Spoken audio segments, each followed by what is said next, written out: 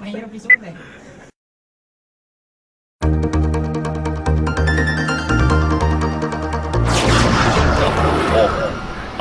Game na tayo. Mga kaibigan, inubos si Paring Ray ng FMTV. Pansamantala po natin pinubutol ang programang ito sapagkat meron mong iuulat na napaka-importanteng balita.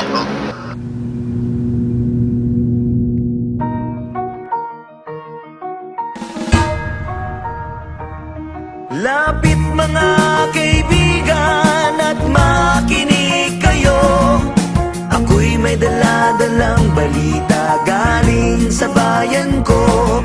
Nais kong ipamahagi ang mga kwento at mga pangyayaring nagaganap sa lupang pinangako.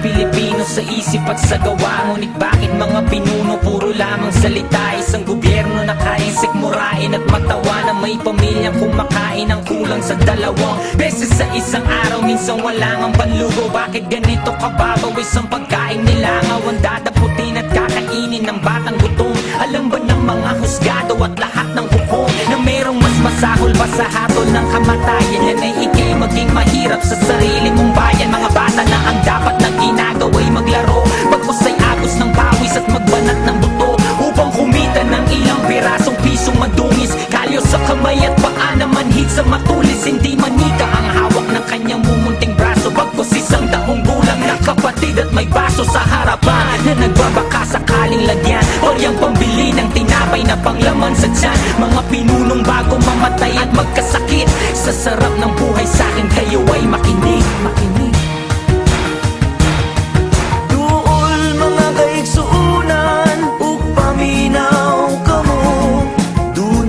Dala nga mga balita gikan sa banwa ko.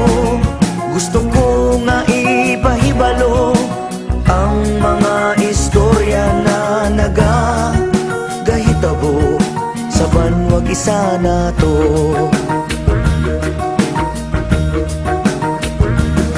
Mga bakal na dumudura ng apoy at ng tingga, tangan-tangan at balot ng kasuotang pandigma. Bakit di mapagtugma ang mayaman at tukha? Sa pananaw ang kapalit ay hapis at pagluluksa. Pare-parehong sundalo, Muslim o Kristiyano, ilan man ang masawi, di mo alam sinong panalo. Walang panalo dahil sa huli tayo ang talo. Pinoy ang nasa loob ng ataol na sinarado. Yan ba talaga ang sumpa dito sa lupang pinangako? Respeto at pagmamahalan ay pilit na tinatago. Lawing hindi makadapo, may pakpak na limitado at nakakulong sa seldang may walang susing kandado. Kailan kaya matatapos ang pag-agos ng dugo at ang kapayapa ay mahawakan ng buong buo? Yan ba ang kwento o tanong na pilit na humahawi sa bawat taong bahagi ng watawat na hinabi? Duol mga kaigsuunan ug paminaw kamo.